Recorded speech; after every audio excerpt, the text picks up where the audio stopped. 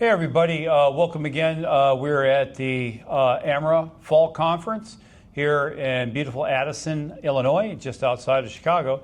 And the AMRA MAP conferences are finding a lot more fun places. We're at K1 Indoor Indy Cars, so this is a great place to have an event and then have a fun meeting and connection afterwards. So I'm here with Jim Doherty. He's the aftermarket sales manager for E-XTEQ. So E-XTEQ designs, develops, manufactures, and distributes trailblazing 12-volt and EV diagnostic battery equipment. So the handheld testers, chargers, dischargers, maintainers, balancers, and leak testers to OEM and aftermarket professionals worldwide. So Jim, why don't you tell us a little bit about yourself? How did you get here? Why did you get started? How long have you been in the automotive aftermarket industry? Thanks for the introduction, Paul. Sure. That was very good. You stole all my lines there about E-XTEQ. There you go, okay. So a little bit about myself. I've been in the automotive aftermarket since 1990. Okay. I started out in the remanufacturing segment. Okay. Which was quite interesting. It was like the wild, wild west. Oh, was it? Back in the day. In the remanufacturing, yeah. Yeah, you bet. There was very little OSHA oversight, and it was the opportunity was just absolutely huge. We were a remanufacturer out of Detroit, Michigan, doing CV shafts, drive shafts, rack and pinions, and transmissions, and we're doing about $1.5 million out the front door, just local deliveries and such. Wow, okay. We had an interesting way of going to market. When I came on, we had actually guys banging out the phones, calling up repair shops across the United States, and then we'd ship in CV shafts into a repair facility. Okay. And then we had another way of going to market, which was setting up storage facilities. Okay. And having guys deliver CV shafts and rack and pinions to installers as well. And then the third way is we manufactured CV shafts there in Detroit, and we opened up a facility in Chicago. So that was the humble beginnings of my aftermarket life. Okay. It was very, very interesting times. It was fun. The aftermarket back then was an opportunity. There were so many players in the aftermarket. A lot of WDs, a lot of different retailers, and WDs and program groups. So the opportunity to sell was enormous. Wow. Absolutely enormous. You know, you could go from Napa to TrueStar to CSK, some names that aren't out there anymore. So tell us about E-XTEQ. How long have you been with them? So I ended up with E-XTEQ here recently. We're new to the aftermarket. We're heavy in the OE side of the business. Okay. We're a French company. Okay. That came over to the OE side of the business here in the States, and our program or our products are used in the industrial space over in the EU. Okay. So a lot of our tools you'll see on the factory floors. I see. And our team adapted them for the aftermarket and the OE space. So when you pull into a General Motors or Stellantis facility, you'll find our tools there in the service line. Oh, I see. Okay. Yep. All right. The automotive aftermarket industry is really changing a lot. How's your company, evolving to keep up with the nonstop changes that are going on with the industry? Great question. Great question. We are looking at different channels of distribution, and that brings us to MAP. It's a great opportunity to connect with the MROs and MSOs. And find out what their needs are in their particular repair facilities. We've listened to what our customers are demanding. We've launched tools that, like on the EV side of the equation, EV car isn't selling as much as what we would like it to be here in the States, especially Ford, GM, and Chrysler. But the tools that we have tools that the technician would embrace.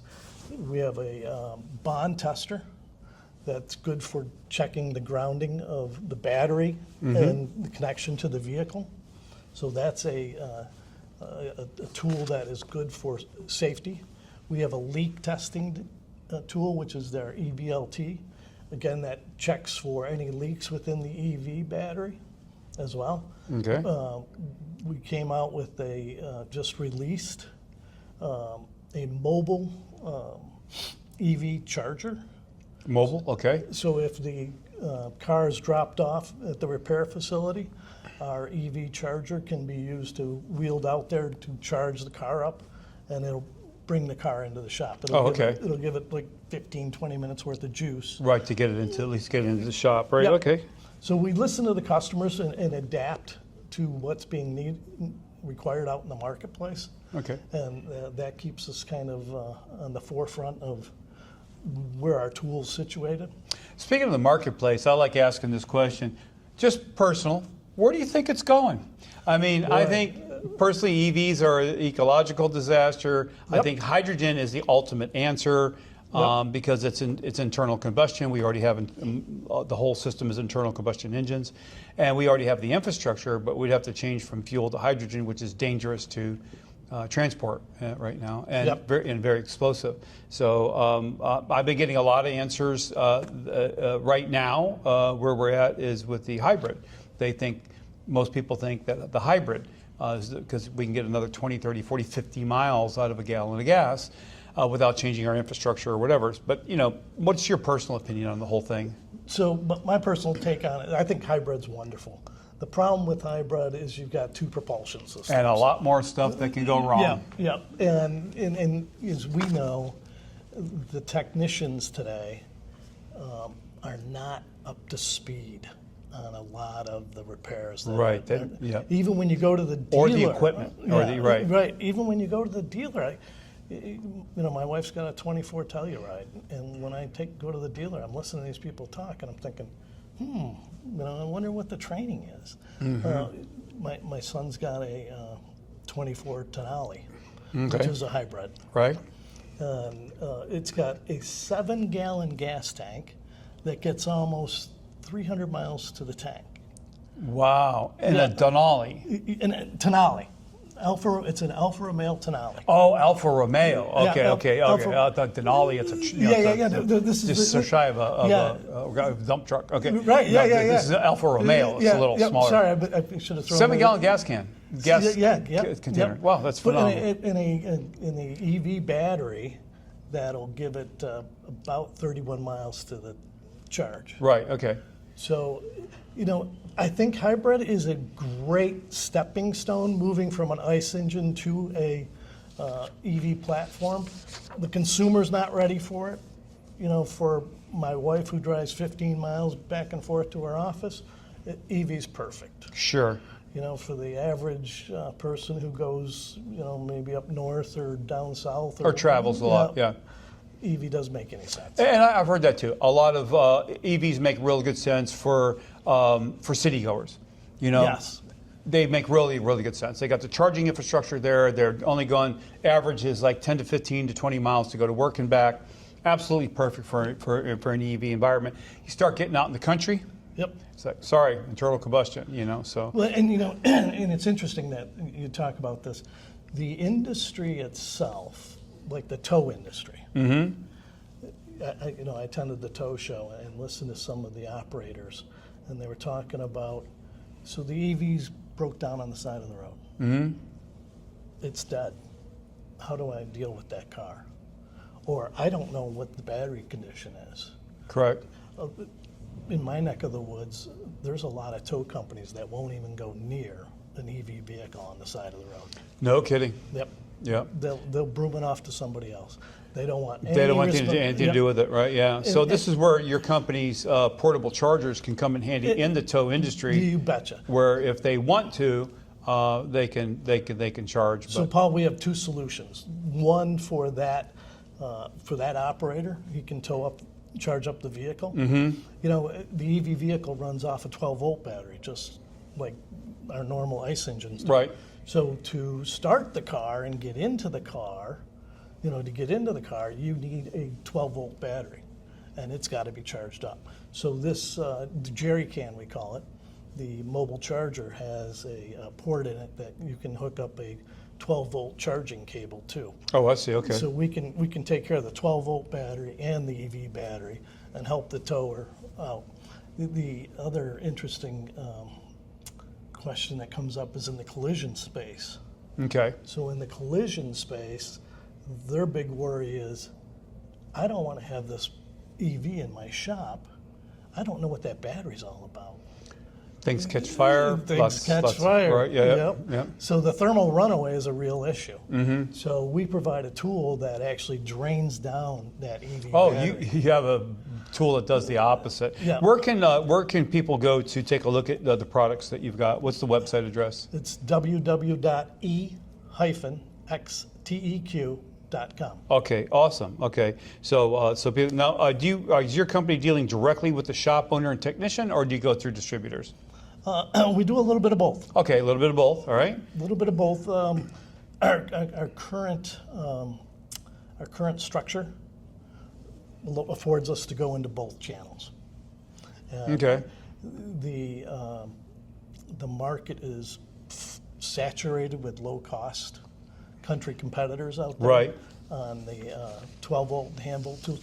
So we are a premium line. You know, when you look at E-XTEQ tools, you look at our tools and they're designed a lot different than our competitors. Okay. And we are an OE approved premium supplier of the tools. Okay. OE approved. That's a big one. So Yeah. I think you mentioned a couple things, but what innovations or product lines is E-XTEQ developing that help shops solve common issues and challenges more effectively? Good question, Paul. Not only that jerry can that we talked about Sure. just minutes ago, but also we're, at the SEMA and APEX show, we'll be releasing a new tool that it'll be a tablet-based tool Okay.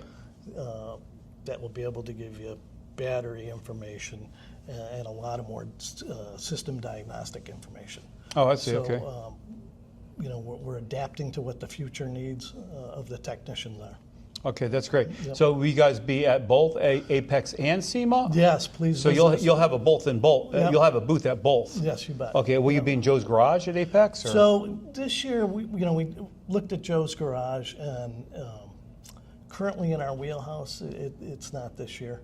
Last year, the Napa Autotech had a EV down there, and they tested out our Emilium, Right. which is our bond tester. Okay. And they really, this is kind of a neat tool. So this year, it's going to be more focused on ICE, but we're not going to explore that space yet. Okay. I think in coming years, it makes all the sense for us to be down there. Okay. Let me ask you a few questions about MAP, Motorist Assurance Program. Sure. How important is the Motorist Assurance Program to your organization? Well, you brought up a good point here in the beginning.